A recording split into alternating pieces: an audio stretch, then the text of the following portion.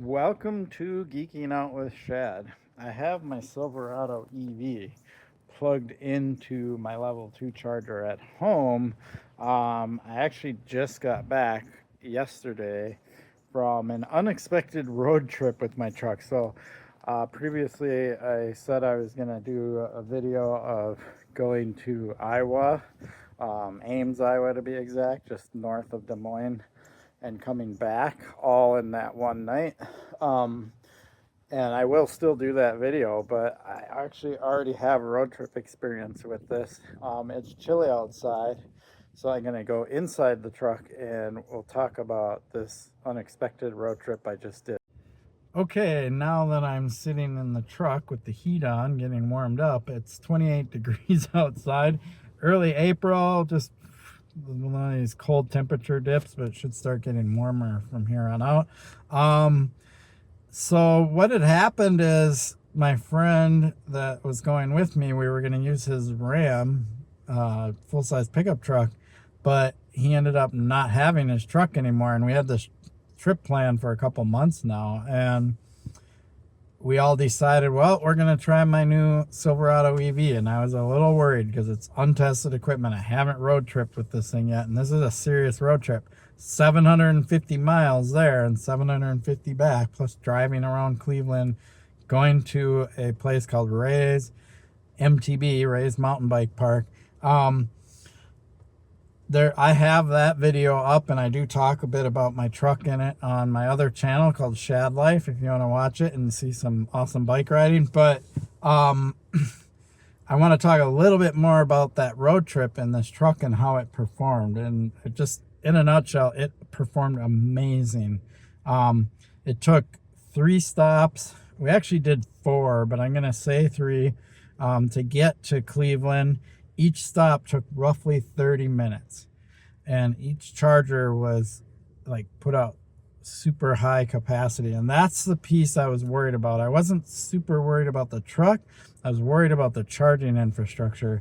But the first charger, which was Electrify America, one of them didn't work very well, but we pulled into another one and then it worked flawless. Electrify America has been known, if you're an EV, driving EV, you know about Electrify America. They are not the greatest charging network. They've been trying to improve, but they still have issues, especially their older chargers.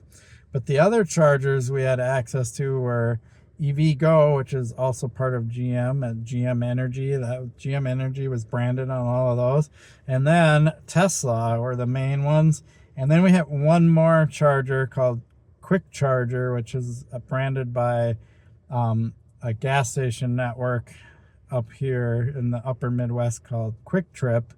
In Iowa, they have to call themselves Quick Star because they have a competitive naming issue there with another gas station company, I think also called Quick Trip. It's just spelled differently.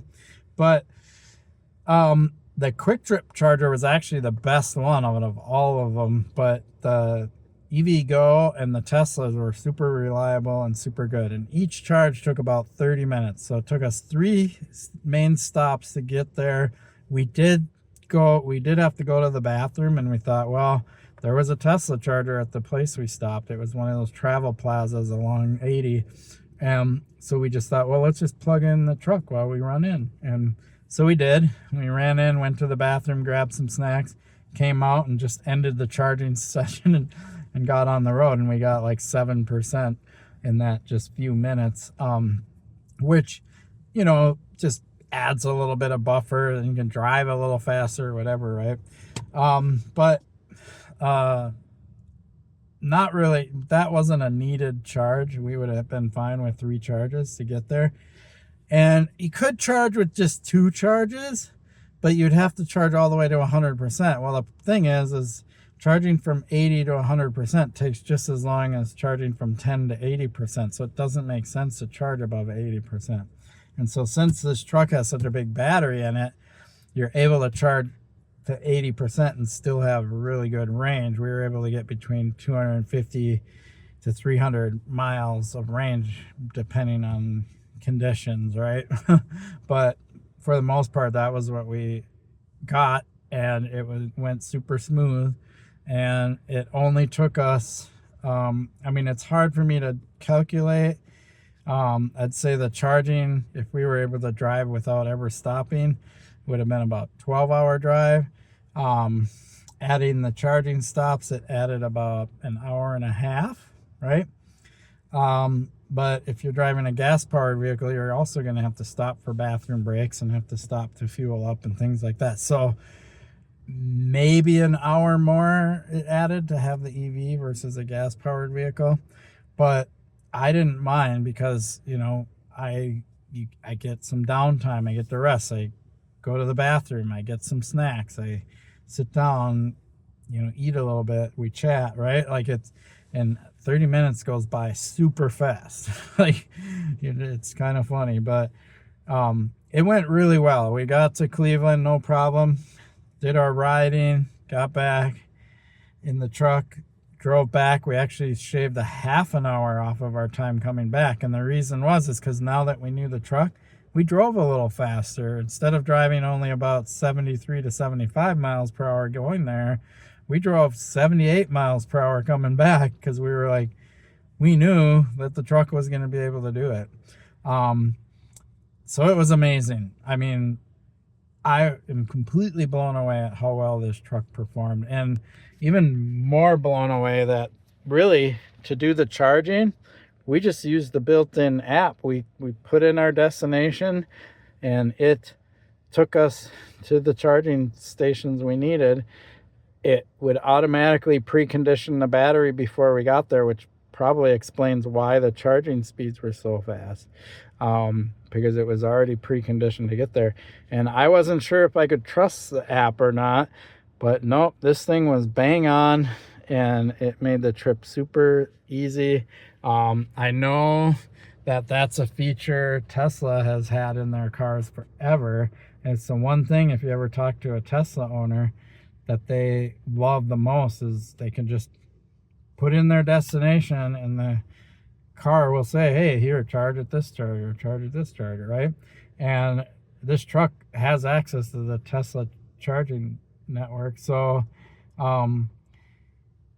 this, you know, Android operating system that GMs have in it is done really well, and it did an excellent job at navigating us and taking us to chargers.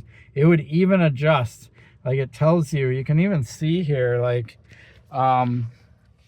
if I go to work, it tells me I'll have 30% when I get there, because right now I have whatever I have in it. I don't know, I'm plugged in and charging, but and then if I was to go to this bike shop that I always go to, 33% when I get there. Like, it tells you what your level of charge you're going to have when you get there, and that's super convenient, because then you know.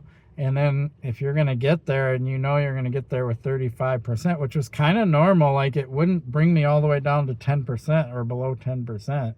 It would usually, we'd usually get to our destination anywhere between 25 to 30 some percent, and then charge up to 80%.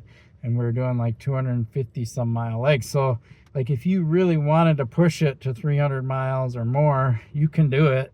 You just have to sit at the chargers a little longer, right? So it's impressive. It is very impressive. I'm absolutely blown away at both the software and the capability of the truck and the charging infrastructure we had. So there you have it. I appreciate your support for my channel. Please like and subscribe.